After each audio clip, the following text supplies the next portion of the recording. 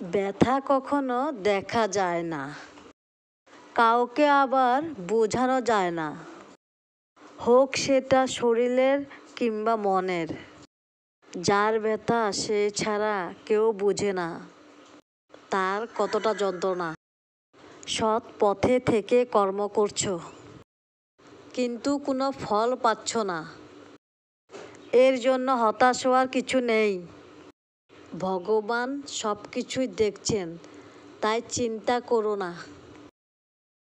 ঠিক সময়ে তিনি তোমার সঠিক প্রাপ্যটা তোমায় দিবেন। মনে রাখবেন, গীতায় বলা আছে, কর্ম করো, ফলের আশা করো না।